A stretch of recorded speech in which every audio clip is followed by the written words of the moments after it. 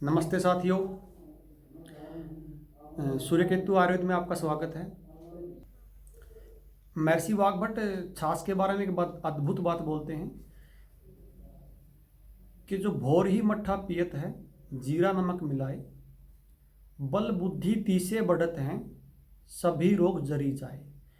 अगर इसका मैं आपको भावार्थ समझाऊं तो महर्षि वाग्भट तो कहते हैं कि जो भोर मतलब दिन निकलने से पहले जो छाछ पीते हैं जीरा और नमक मिला के, मतलब उस व्यक्ति को रोग ही नहीं हो सकता, और कोई रोग होगा तो कोसों दूर भाग जाएगा। इतनी अद्भुत बात भी महर्षि वाग्भट छाछ के बारे में कहते हैं। पिछली वीडियो में हमने घी का और मक्खन के गुण धर्म का जिक्र किया था। आज मुझे लगता है कुछ समाज में एक चीज़ को लेकर बड़ी भ्रांतियां हैं, जिसमें मुख्यतः छाछ, जिसको हम लस्सी भी बोलते हैं, मोर बोलते हैं, तकर बोलते हैं, और दही।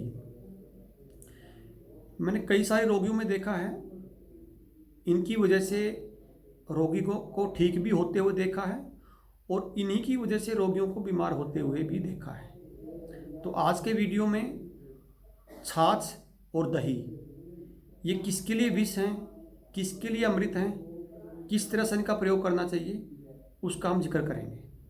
तो जहाँ भी मैंने छाछ शब्द का यूज किया है, छाछ मतलब लस्सी, मोर, तकर, ये सारी एक ही चीज़ है। तो इसका माने मतलब क्या बनाने का, पहले तो मतलब सुन लीजिए।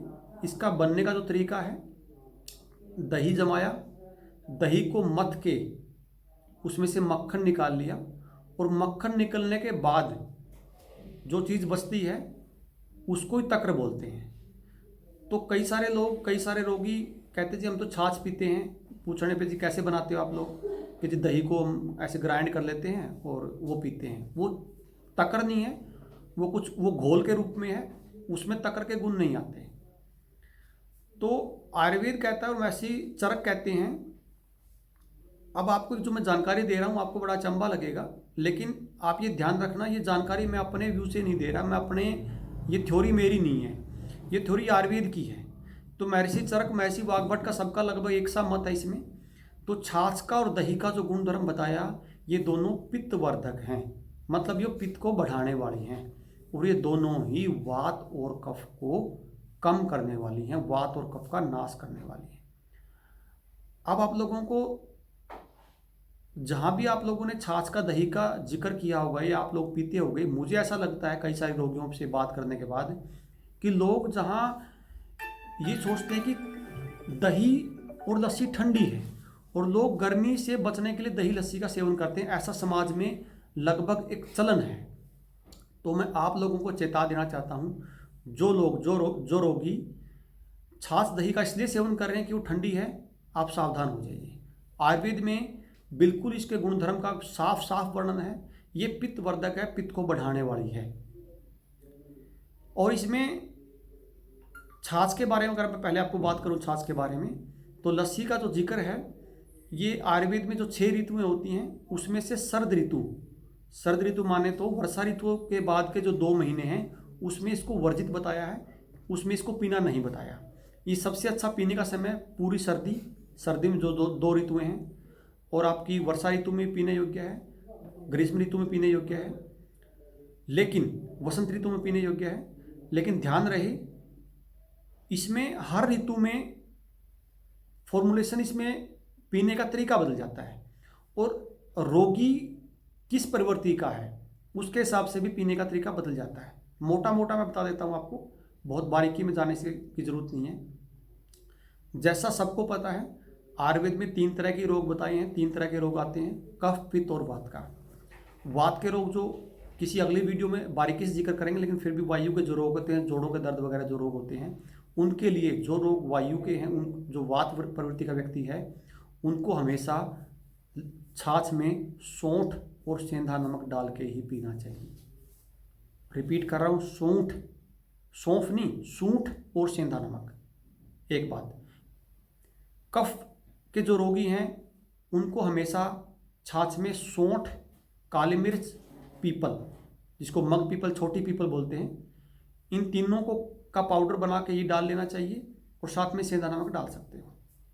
और जो पित्त के रोगी हैं, पित्त के रोगियों के लिए आयुर्वेद कहता है इनको मधुर रस के साथ सेवन करना चाहिए, माने इनको मीठा मिला के पीना चाहिए। अब इसमें अगर थोड़ी सी ऋतु का मैं जिक्र करूँ आपको, तो जैसे सर्दी है, सर्दियों में छाछ बहुत गजब काम करती है, इसलिए सर्दियों में हमें पित्त बढ़ाने की ज़रूरत होती है, हमें अग्नि को बढ़ाने की ज़रूरत होती है। तो इसमें आप जो एक नॉर्मल व्यक्ति है जो रोगी नहीं है वो आप सेंधा नमक डाल के पी सकता है, कोई विषय नहीं है। लेकिन अगर आपको अपनी प्रवृत्ति के हिसाब से पीना तो मैंने आपको बता दिया है। अब इसमें एक जो विषय आता है कि ये पित्त बढ़ाती है और आपको गर्मी में पीना है, तो गर्मी मतलब जेठ और आषाढ़ देसी महीने में, आप अंग्रेजी में आप मान सकते हो कि अप्रैल मई के आसपास अगर छाछ पीनी है तो मीठी करके ही पीनी चाहिए। मीठी मतलब देसी खांड डाल के, तो देसी खांड डाल के आप उस मौसम में भी पी सकते हो। हाँ, सर्द ऋतु में जो अभी चल रही है, अभी मतलब वर्षा ऋतु के बाद के जो 2 महीने होते हैं, इसमें आयुर्वेद में छाछ मना किया गया है। तो इसमें कोई भी रोगी, कोई भी प्रवृत्ति का व्यक्ति, कोई भी नॉर्मल व्यक्ति भी छाछ ना पिए। वर्षा ऋतु में जहाँ तक छाछ पीने का जिक्र है, वर्षा ऋतु में अग्नि को प्रबल किया जाता है। तो हमारे समाज में भ्रांति ये भी है कि हमें वर्षा ऋतु में छाछ नहीं पीना चाहिए, लेकिन आयुर्वेद ऐसा नहीं कहता। आयुर्वेद कहता कि वर्षा ऋतु में अग्नि मंद होती है तो अग्नि को बढ़ाना ही चाहिए, और छाछ हमेशा अग्नि को बढ़ाती है। तो उस ऋतु में हींग और जीरे का छोंक लगा के छाछ बहुत अद्भुत कार्य करती है, और हमने रोगियों पे करके भी देखा है, बहुत अच्छा रिजल्ट आया है। दोबारा बता रहा हूँ, हींग और जीरे का छोंक लगा के, तड़का लगा के, बघार लगा के जिसको आप बोल सकते हो। तो वर्षा ऋतु में आपको बिना हींग के, जीरे के छाछ नहीं पीना चाहिए, उस समय वो बहुत अद्भुत कार्य करती है। वात रोगियों के लिए भी जीरे का और हींग का छोंक लगाना बहुत अद्भुत कार्य करता है। अगर वो चाहें तो जीरा हींग का छोंक लगा के फिर सौंठ सेंधा नमक डाल के पी सकते हैं। और जो कफ के रोगी हैं, कफ के रोगियों के लिए बताया गया है कि छाछ को कच्चा नहीं पीना चाहिए, मतलब पका के ही पीना चाहिए।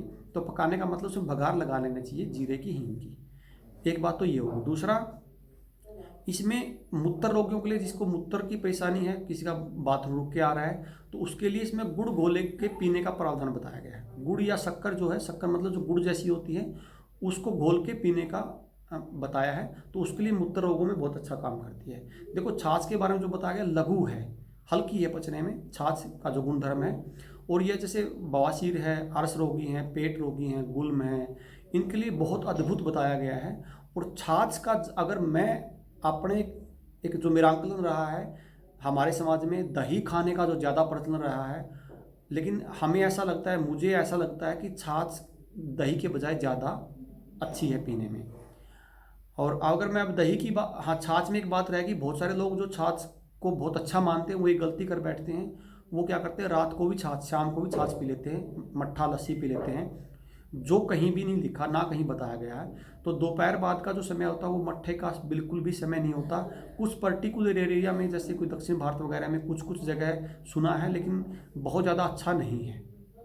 छाछ के विषय में जो अपथ्य का अगर मैं बात करूं, तो जो कढ़ी बनती है, वो कढ़ी जो बनती छाछ की है, लेकिन छाछ का और कढ़ी का मेल नहीं है, वो विरुद्ध आहार में आते हैं। बात अगर मैं दही की करूं, मेरे हिसाब से आज छाछ के बाद अगर दही का जिक्र करेंगे तो वीडियो लंबी हो जाएगी। तो मैं जितने भी दर्शक हैं इस वीडियो के माध्यम से, जो लोग आप सुन रहे हो, तो मैं अगली वीडियो में दही का जिक्र करना ज़्यादा पसंद करूँगा। और छाछ का मैं फिर आपको बता देता हूँ, छाछ जो बनाने की विधि है, कुछ लोग कहते हैं जी हमारे से छाछ लस्सी बन नहीं पाती, हमने दही जमाई थी और दही से हमने छाछ बिलोना शुरू किया, लेकिन उसमें घी नहीं निकला। तो घी का कोई भी एक मेथड नहीं है, एक प्रॉपर मेथड नहीं है। आप भारत में किस भूगोल में रह रहे हो, मान लीजिए आप दक्षिण भारत में रह रहे हो, मध्य भारत में रह रहे हो, या उत्तर भारत में रह रहे हो, तो दक्षिण भारत में ज़्यादा पानी डाल के छाछ बनती है, मध्य भारत में उससे कम पानी डाल के बनती है दही में, उत्तर भारत में थोड़ा सा और कम पानी डाल। जैसे मैं हरियाणा की अगर बात करूं, तो हरियाणा में लगभग दही में बराबर मात्रा का पानी मिलता है। लेकिन मौसम के हिसाब से कई बार ये बातें बदल जाती हैं। जैसे सर्दी में पानी थोड़ा कम डलता है, गर्मी में पानी ज़्यादा डालना पड़ता है, तब जाके मक्खन आता है। तो इसके लिए तो आपको कोई जो भी थोड़ी सी पुरानी माता जी, कोई बूढ़ी माता जी हैं, जो लोग नहीं जानते, तो आपको एक बार उनका सहारा लेना पड़ेगा। और छाछ का मतलब दही मथ के जो बनाई, जो मक्खन निकल के जो छाछ बने, ये अद्भुत है। और इसमें जो खासकर देसी गाय के दूध की छाछ होती है, वो तो बहुत अद्भुत होती है। हम जो किडनी पेशेंट में चिकित्सा करते हैं, बिना छाछ के हम चिकित्सा कर ही नहीं पाते। जो भी रोगी छाछ की व्यवस्था नहीं कर पाते, उनकी चिकित्सा ही नहीं हो पाती। तो मूत्र रोगों में, कृष्ण रोगों में बहुत अद्भुत काम करता है। खांसी जुकाम में बहुत अद्भुत काम, माफी चाहूँगा, सांस क्वास में बहुत अच्छा काम करती है। खांसी में हम लोग कुछ अवॉइड कर देते हैं कुछ सारे रोगियों को। तो सभी दर्शकों से मैं निवेदन करना चाहूँगा, तो छाछ का जो आज तक आपका विश्लेषण रहा है, छाछ के बारे में जो भी आज तक भ्रांतियाँ रही हैं, तो उनको आयुर्वेद के हिसाब से ठीक कर लीजिए, नहीं तो छाछ आपके लिए जहर का काम भी कर सकती है। और खासकर उन लोगों के लिए जिसका पित्त ज़्यादा बनता है, जिसको अम्ल एसिड बनता है, उन लोगों के लिए छाछ वर्जित होती है, उनको छाछ नहीं पीना चाहिए, खासकर शरद ऋतु में। शरद ऋतु का मतलब जो वर्षा ऋतु के बाद के 2 महीने हैं। तो मैं उम्मीद करूँगा आप लोगों को ये वीडियो पसंद आई होगी। और पिछली वीडियो मैंने एक वो सब्सक्राइब के लिए नहीं बोला, लेकिन जिस लोगों ने सब्सक्राइब किया है वो हर व्यक्ति का फ़र्ज़ है कि वो अपने आप से कुछ लोगों को बोल के चैनल सब्सक्राइब करवाए, ताकि जो ये आयुर्वेद का मूल ज्ञान था जो पीछे छूट गया है, जिससे समाज में भ्रांतियाँ भी हो रही हैं और बीमार बिना बात के ही बीमार पड़ रहे हैं, तो उनसे लोगों का बचाव हो सके। तो हर व्यक्ति का ये कर्तव्य बनता है कि वो हर अपने दोस्त को, हर अपने मित्र को इस चैनल से जोड़े, ताकि आयुर्वेद को दोबारा से इस देश में स्थापित किया जा सके। सभी को नमस्ते, धन्यवाद।